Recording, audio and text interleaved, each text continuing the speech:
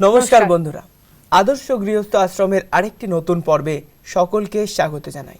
আজকে আমাদের অনুষ্ঠানে যে বিশেষ অতিথিদেরকে পেয়েছি তাদের জীবন হচ্ছে অনুভবের খাজানা। তো সেই অনুভবগুলো আজকে আমরা আমাদের অনুষ্ঠানে শুনে নেব এবং আমরা আমাদের দিদিকেও, শেফালি দিদিকেও আমাদের মাঝে পেয়েছি। তো দিদির জীবনেরও বেশ কিছু অনুভবও আমরা শুনে নেব। আর দেখুন, আমাদের অনুষ্ঠানের আসল লক্ষ্য হচ্ছে আমাদের পরিবারকে সুন্দর করা। পরিবার যদি সুন্দর থাকে তাহলে আমাদের যে কোনো জিনিস খুব সুন্দরভাবে আমরা করতে পারি। আর যদি পরিবারের ঝগড়া অশান্তি প্রতিনিয়ত লেগে থাকে তাহলে আমরা পৃথিবীর যেখানেই চলে যাই আমাদের কিচ্ছু কিন্তু ভালো লাগবে না। তা আমাদের লক্ষ্য হচ্ছে আমাদের পরিবারকে সুন্দর করা। তো চলুন, আজকে এই আদর্শ গৃহস্থ আশ্রমের এই সুন্দর একটা পরিবারকে আমরা আমাদের মাঝে পেয়েছি এবং শুরুতেই আমরা তাদেরকে আমাদের অনুষ্ঠানে স্বাগত জানাই। নমস্কার। নমস্কার।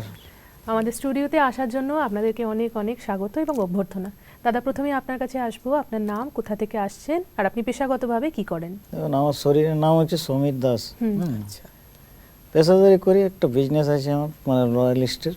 আমার মানে বাড়ি হচ্ছে রাজগঞ্জ, বর্ধমান ডিস্ট্রিক্ট। যখন আমরা জ্ঞান এসেছি না, মানে ধরে নিন আমরা যখন 14-15 বছর থেকে আমরা নিরামিষ খাচ্ছি, তো আমাদের এসব সব আমাদের পরিবারের সব পুজো পাঠ সব এরকম হতোই। আমাদের বরাবর 3টার সময় মানে আমাদের উঠে যেত।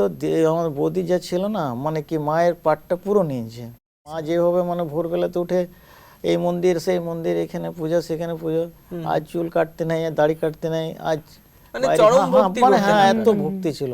এই যে তারাপীঠ থেকে দক্ষিণেশ্বর পর্যন্ত, এদার থেকে মানে আমার ছেলে এতে মানে কিটে মানে কলিঙ্গানা বিটেক ইঞ্জিনিয়ার পাস করেছিলেন। তারপরে ও আইটি কোম্পানি চাকরি করছিল। ওর চাকরি করার ইচ্ছা ছিল না, আইপিএস অফিসার হওয়ার জন্য। তো দিয়ে আবার বাড়িতে চলে এলো, বলছে আমি চাকরি করবো না। তাহলে কি হলো, তবে যে আমি দিল্লিতে ম্যাট্রিজিতে আমি সব কিছু অনলাইনে ফিল আপ করছি, ওখানে আমি কোচিং নেব। তো করেছিল 1 নম্বর জনে মানে ব্যাক করে গেছে। তো ওকে আইপিএস বলছে তোমার হবে, তুমি চাকরি জয়েন করলেও তুমি আইপিএস হবে। তো এত পড়াশোনা করতো না, এখনও দেখবেন না মোটামুটি প্রায় 3-4 লাখ টাকার মতো মানে ওর ছেলের কি হয়েছিল, সেন্ট্রাল গভর্নমেন্ট একটা চাকরি হয়ে গেছিল। শুনুন, আমরা ঘটনাটা বলছি, আমরা রয়্যাল স্টেট তো কাজ করে আমার জায়গাতে এসিএল জায়গাটা নিয়ে নিয়েছিল। তো ওখানে জায়গা ওদের সার্ভিস দেয়। আমি বললাম কি তাহলে মানে আমার যে সিএমডির সঙ্গে আমার প্রথমে আমি কন্ট্রাক্টই করতাম এসিএল। তো আমাকে বললো কি যে এখন কি এরকম সিস্টেম, যা পড়েছে সেই পোস্টেই পাবে। তো বললো কি তাহলে আমি তো আমার ইঞ্জিনিয়ার আছে, বলছে আপনি ছাড়বেন না সুযোগটা। তা আমার ঠিক আছে, তাহলে তো ওকে বললাম তাহলে তুই এখানে জয়েন করে। ঠিক আছে, আমি জয়েন করছি, কিন্তু ও চাকরি করার ইচ্ছে নাই। বারবার এই কথাটা বলতো।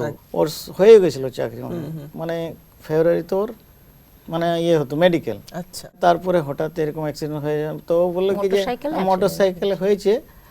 তো ওকে সাহেব ডাকলো, বলছে তোর তো খুব ভালো এই কলেজে পড়েছিস, তো তোর তো ভালো নলেজ আছে, তুই এক কাজ কর, একটা ইলেকট্রিক আন্ডারে কিছু একটা মানে প্র্যাকটিস করে নে, তাহলে মানে ট্রেনিংটা মানে তো কমপ্লিট হয়ে যাবে। মানে কি যে তোমাকে এখানে ট্রেনিং করতে হবে না, একদম এক ব্যাগ মানে কি যে এসে পরে তোমার মানে কি চেয়ার রাখাই থাকবে। তো এইভাবে ওকে মানে কি যে খুব মানে ভালোবাসতো, মানে দেখতে সুন্দর ভালো ছিল। তারপরে মানে কি যে জিম করতো, ইন্ডিয়া পাওয়ার বলে একটা কোম্পানি, হ্যাঁ দোকান ছিল। ও মানে কি যে ইনচার্জ ছিলেন, সবাইকে গায়ে ভাগ করে দিচ্ছিল, ওই তোমরা এখানে যাও এখানে। ওই জিটির উপরে একটা সাইড আছে ওদের, মানে সাব স্টেশন, সেখানে দাঁড়িয়ে পরে ওদেরকে দিচ্ছিল। স্টার্ট ছিল মোটর সাইকেল, বুঝলেন না, পেছে থেকে একটা বুলেট ওকে মেরেছে ধাক্কা, যে এরপর ডিভাইডারে লেগেছে, কিছু এমন হয়নি, না এইটুকু ভেঙে গেল। তো ডাক্তার বললো কি যে ঠিক আছে, আমরা সব দেখেছি আমার একটা করে, কোনো কিছু হয়নি, আপনি নিশ্চিন্ত। আমার হলে তো একটা গভর্নমেন্ট সার্ভিস করবে, যদি ভাঙা হয়ে তো আমি নিয়ে চলে যাই কটরমা ব্যাঙ্গালোর সঙ্গে আমি যোগাযোগ করলাম।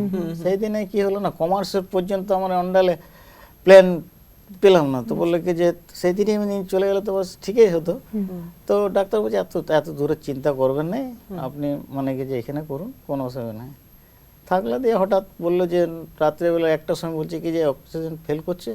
আমরা আপনারা কেন রিস্ক নিলেন এখন বলছেন? তখন আমরা নিয়ে এলাম দুর্গাপুরে, যে আপনারা লেট করে গেছেন, যে এইভাবে ঘটনা হয়েছে। তো এবারে তো আমাদের মানে সিদ্ধান্ত হলো কি না, যে আমাদের একটাই প্রদীপ, আমাদের জয়েন্ট ফ্যামিলি ছিল, বুঝলেন না, মানে এত এনজয়, মানে আমাদের ফ্যামিলি, মানে আমাদের 6টা চেয়ারে না কোনোদিন মানে খালি থাকতো না, গজ গজ করতো, মানে কি যে পরিবারটা, মানে কি যে সে সকাল থেকে রাত পর্যন্ত রান্নাই চলছে, তো মানে কি যে এরকম ছিল, জমজমাট ছিল, বলেন না। হঠাৎ শূন্য হয়ে গেল এই ঘটনার পরে, তো আমরা ভেঙে পড়লাম। আর বেঁচে থেকে কী করবো, আমরা সিদ্ধান্ত নিয়ে নিয়েছিলাম যে না খেয়ে খেয়ে মানে আমরা মানে একদম শেষ করে ফেলবো। তা আমাদের পাড়াতে না মানে কি যে সব ফ্যামিলি এত ভালো না, আমাদেরকে অনেক মানে হ্যাঁ ওরা অনেক হেল্প করেছে, বুঝলেন না। দেখুন একটা কি বলে না যে ভালোবাসার মূল্য পাওয়া যায় না, তো ভালোবাসা দিলে ভালোবাসার মূল্য পাওয়া যায়। তো এই জিনিসটা আমাদের মধ্যে আছে। যদি আমার পাড়াতে যে জিজ্ঞেস করেন যে ফ্যামিলিটা কেমন, এক কথাতে বলবে যে আমাদের কাছে সত্যি কোনো ভাষা নেই, এত বড় একটা দুর্ঘটনা আপনার জীবনে ঘটেছে, যার কেউ কোনোভাবেই যেটা ভরপুর করতে পারবে না বা কোনোভাবেই মলম লাগাতে পারবে না, তার থেকে আপনি কি করে বেরিয়ে এসেছে, এখন আপনার চোখে জল। এই ঈশ্বরীয় বিশ্ববিদ্যালয়ে এসে আপনার জীবনে কি পরিবর্তন হয়েছে? শুনলেন সবই যে আমাদের মানে আর তো বেঁচে থেকে কোনো লাভ নাই। তো তখন হঠাৎ একদিন আমার দিদি, মানে আমরা তো মনে মনে যা, তারপরে আর আমরা মানে বাবার কথা আগে শুনি, আমার দিদি ওই পিস অফ মাইন্ড শুনতো টিভিতে, তারপরে শিবানী দিয়ে শুনতো, তো ওর তো জানা ছিল। তারপরে একদিন বললো, আমার যুগলকে বলছে যে আচ্ছা সমীর, মলয়দারা যে যায় তাহলে একবার দেখো তো ওখানে, মানে মনটা তো খুব অস্থির করতো সবসময়, ভালো লাগতো না। তারপরে বলতো চলো না একবার ঘুরে আসি ওখানে কেমন। আর তার আমরা ছোটবেলা থেকে স্বামী স্বরূপানন্দের কাছ থেকে দীক্ষা নিয়েছি। ওদের জানবেন আপনারা, স্বামী স্বরূপানন্দ পরমহংসদেব অখণ্ড মণ্ডলেশ্বর উনি, তো ওনার কাছ থেকে আমি ছোটবেলা থেকে আমরা দীক্ষা নিয়েছি। আমরা তো খুবই ভক্তি মার্গে ছিলাম শুনলে। দিয়ে বললাম মলয়দাকে একবার জিজ্ঞেস করো তো যে ওরা যে যায় তাহলে আমরা একবার যাবো না, গিয়ে ঘুরে আসবো, টিভিতে সব দেখেছে। তারপর একদিন তো বললো যে হ্যাঁ রে বাবা তো বলছে যে প্রজাপিতা ব্রহ্মকুমারীস লেখা আছে, তো ব্রহ্মকুমারীস লেখা আছে, তো ওইটা আমরা বুঝতে পারতাম না যে মানে ফিমেল না মেল। তো ছেলেকে একদিন বললাম, ছেলে কম্পিউটার থেকে বাবার ছবি সহ বার করে দিল, যে এই দেখো লেখা আছে প্রজাপিতা ব্রহ্মকুমারীস, ইনার মানে ছবি শুদ্ধ বাবার বার করে দিল। তো সেটাও দেখলাম। তো একটা কথা আছে না যে সময় না হলে হয় না কিছু, তো সেই জন্য তখনও ছবিও দেখলাম বাবার, হ্যাঁ সবই শুনলাম, বুঝলাম প্রজাপিতা ব্রহ্মকুমারীস লেখা আছে। তারপরে তখন মলয়দাকে বলা হলো, মলয়দা বললো আচ্ছা ঠিক আছে দাঁড়া, ও তো তুই বলে দাঁড়া তুই যাবি তাহলে চল, আমার দিদি আসুক, মানে তখন প্রীতিদির আসার কথা ছিল রানিগঞ্জ, তখন বলছে দাঁড়া দিদি আসুক তাহলে দিদির সঙ্গে দেখা করে দেবো। আর দিদি তো বাঁকুড়ায় থাকেন, নিয়ে তখন তারপরে দিদি এলেন, তখন জানুয়ারি মাসের 5 তারিখে আমাদেরকে দিদির সঙ্গে দেখা করে দিলেন, প্রীতিদির সঙ্গে। তখন প্রীতিদির সঙ্গে দেখা করে দিলেন। প্রীতিদি তো প্রথম দিনই মানে এমনভাবে আমাদেরকে সেই বাবার কথা নিয়ে এত সুন্দর করে আমাদেরকে বোঝালেন, আত্মা পরমাত্মা, যে শরীরটা তো কিছু নয়, আপনারা শরীরটাকে নিয়ে করছেন, আপনাদের এটার উপরেই মোহ, কিন্তু আত্মা, এইভাবে তিনি ভালো করে বোঝালেন। তো প্রথম দিনই আমরা কিন্তু অনেকটা মানে কনভিন্স হয়ে গেলে একটা হলাম, শান্তি এলো মনে। আমরা 6 তারিখ থেকে জয়েন করে গেলাম, বললো কালকে আপনারা আসবেন। তারপরে আর 2 দিন পরে ব্রহ্মভোজ ছিল, দিদি বললেন আপনারা ব্রহ্মভোজে আসবেন। তা ব্রহ্মভোজে দিদি এসেছিলেন, বর দিদি। তারপরে বর দিদির সঙ্গে তো আমাদের দেখা মানে তো আমরা মানে কি বলবো সেই মাম্মা ব্রহ্মা বাবাকেই যেন দেখলাম, যে কিভাবে যে চেঞ্জ হয়ে গেলাম। তো আমরাও মানে নিজেরাও মানে এতটাই ভেঙে পড়েছিলাম।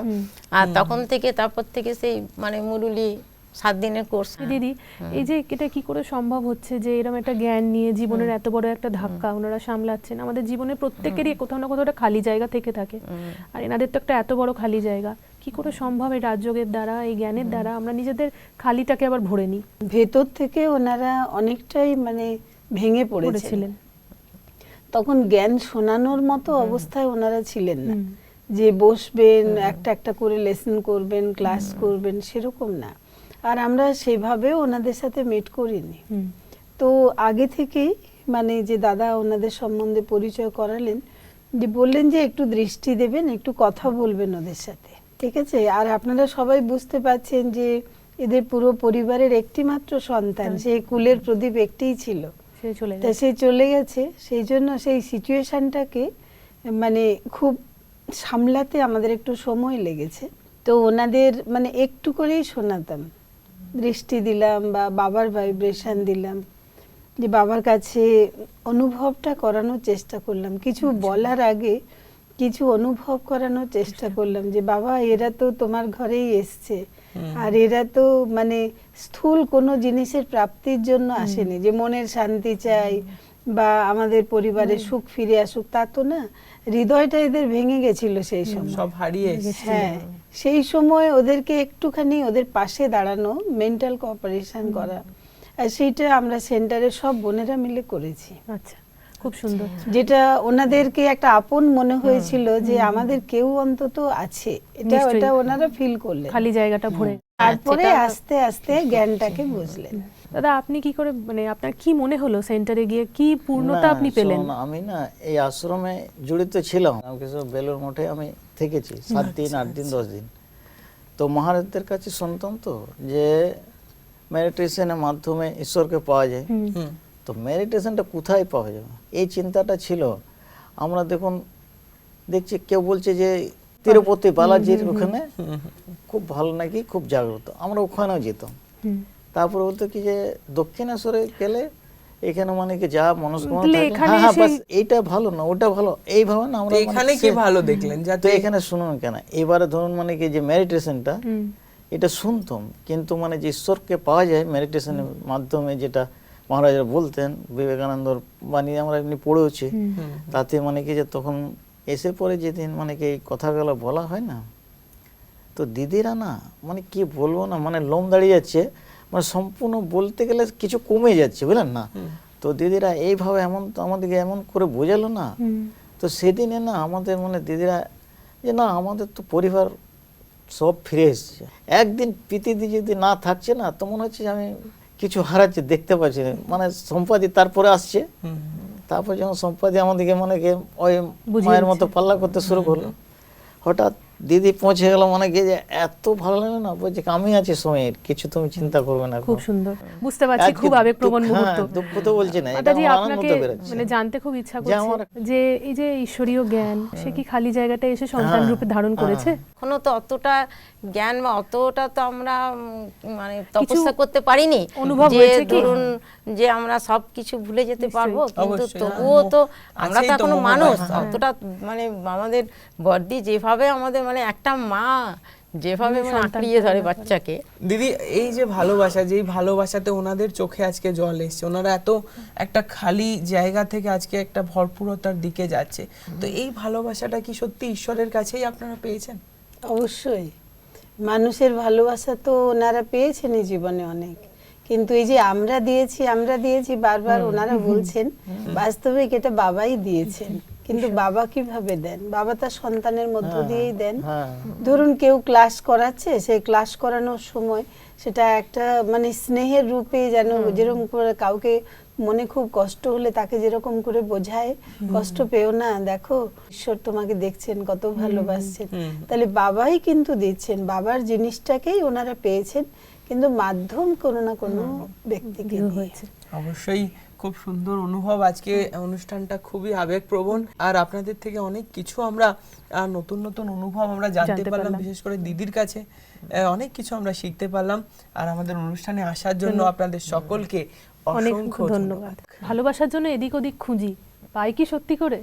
কি করে পাওয়া যাবে বলুন তো? আজ তো সেই রাস্তাটা জানলাম, আসুন না সবাই মিলে দেখি, জানি কি করে ভালোবাসা পাওয়ার একটা অপর রাস্তা পাওয়া যায়। হ্যাঁ, নিঃস্বার্থ স্নেহ, যে স্নেহে কোনো লেনদেনের ব্যাপার নেই। অবশ্যই। আর লেনদেন যেখানে আছে সেখানে কিন্তু আর যাই থাক, ভালোবাসা থাকে না। তাই ভালোবাসতে গেলে আগে আমাদের নিঃস্বার্থ হতে হবে, সেটা পরিবারের ক্ষেত্রেই হোক বা সেটা ঈশ্বরের ক্ষেত্রেই হোক। তো আসুন না একটু দেখি এই প্রজাপিতা ব্রহ্মাকুমারীতে কি আছে, একটু সবাই মিলে একটু পরিবারকে নিয়ে একটু গিয়ে দেখি যে এখানে গিয়ে আমরা কি জীবনে পরিবর্তন করতে পারি। যদি ওনারা পারেন, কেন আমরা পারবো না? তাই সকল দর্শকদের উদ্দেশ্যে এটাই বলবো যে প্রত্যেকে আপনারা আসুন, এসে নিজেদের জীবনকে সেই আদর্শ গৃহস্থ আশ্রমে পরিণত করুন এবং আমাদের সকলকেই জানাবেন যে কি করে আপনাদের জীবনে সেই পরিবর্তন আসছে। আজকের মতন অনুষ্ঠান এখানেই শেষ করছি। প্রত্যেকে ভালো থাকবেন, সুখে থাকবেন। নমস্কার।